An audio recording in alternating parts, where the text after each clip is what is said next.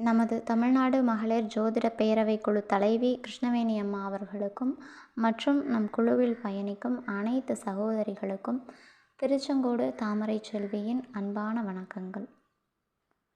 இன்று செவ்வாய்க்கிழமை மருத்துவ ஜோதிடம் பற்றிய ஒரு சிறிய பதிவு. அதாவது ஒரு திருக்குறளோட இந்த பதிவை நம்ம ஆரம்பிக்கலாம். உற்றான் அளவும் பிணி அளவும் காலமும் கற்றான் கருதிச் செயல்.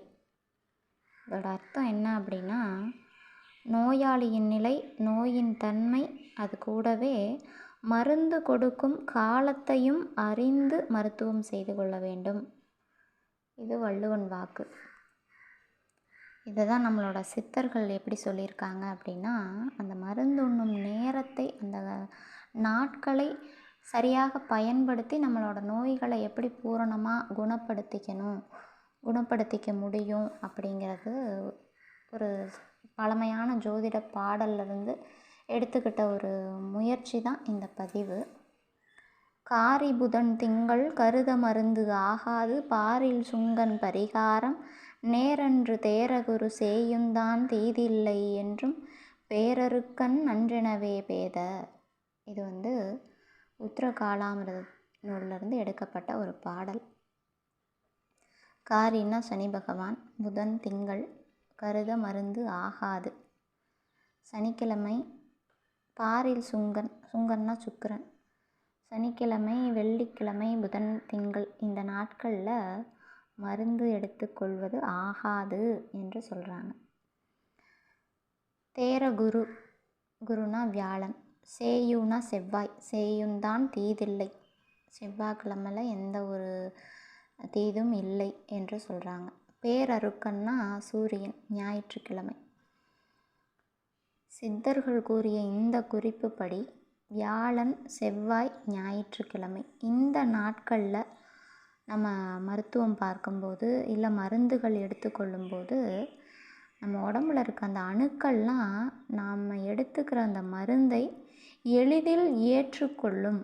அப்படி அந்த அணுக்கள் எளிதில் ஏற்றுக்கொள்ளும் போது நோய்கள் விரைவில் குணமடையும் என்பது தான் சித்தர்கள் வாக்கு.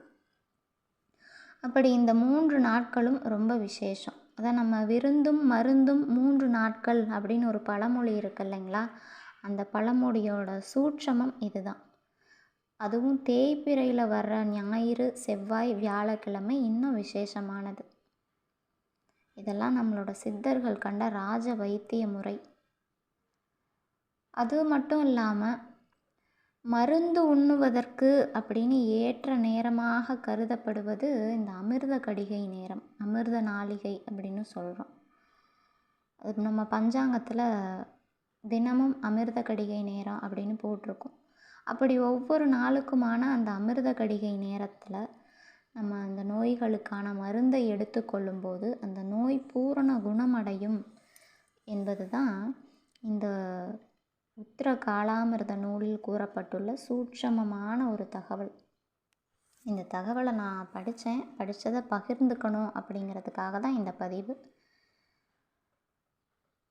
இந்த ரெகுலராக மருந்து எடுத்துக்கிறவங்க, இது அவசர கால நிவாரணத்துக்கு இந்த நேரத்தை பயன்படுத்தணும் அப்படிங்கிற அவசியம் இல்லை. ஒரு விஷப்பூச்சி கடிச்சிருச்சு உடனே மருத்துவம் பார்க்கணும் அப்படிங்கிறப்போலாம் நம்ம இந்த நேரத்தை பார்க்கணுன்னு அவசியம் இல்லை. ரெகுலராக மருந்து எடுத்துக்கிறவங்க, இந்த பிபி, சுகர் இது போல ஒரு சில விஷயத்துக்காக 3 வேளைக்கும் மருந்து எடுத்துக்கிறவங்க இந்த நேரத்தை, இந்த அமிர்த கடிகை நேரத்தை பயன்படுத்தி நோய்களிலிருந்து விரைவில் குணமடையலாம் என்பது உறுதியான ஒன்று. இதெல்லாம் பழமையான நூல்களில் குறிப்பிட்டுள்ள குறிப்புகள். இதெல்லாம் தேடி நமக்கு தெளிவு பெறுறதுக்கே கொஞ்சம் நாட்களே ஆகும். அதே போல் முடிஞ்ச வரைக்கும் ஜென்ம நட்சத்திர நாளில், சந்திராஷ்டம நாட்கள்லாம் மருந்து எடுத்துக்காமல் இருக்கிறது ரொம்ப சிறப்பு. முக்கியமான ஒரு யோகம் என்ன அப்படின்னா சஞ்சீவினி யோகம். நவ கிரகங்களில் முக்கிய சுப கிரகங்களாக கூறப்படுவது குருவும் சுக்கிரனும். இந்த குருவும் சுக்கிரனும் சேர்ந்து இருக்கிறதுக்கு பேர் சஞ்சீவினி யோகம். சுக்கிர பகவான் இறந்தவர்களை உயிர்ப்பிக்கும் அந்த அமிர்த சஞ்சீவினி மந்திரத்தை நன்றாக அறிந்தவர்.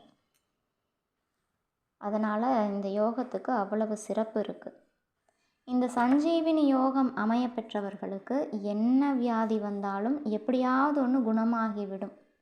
அந்த அளவுக்கு சிறப்பு வாய்ந்தது தான் இந்த சஞ்சீவினி யோகம்.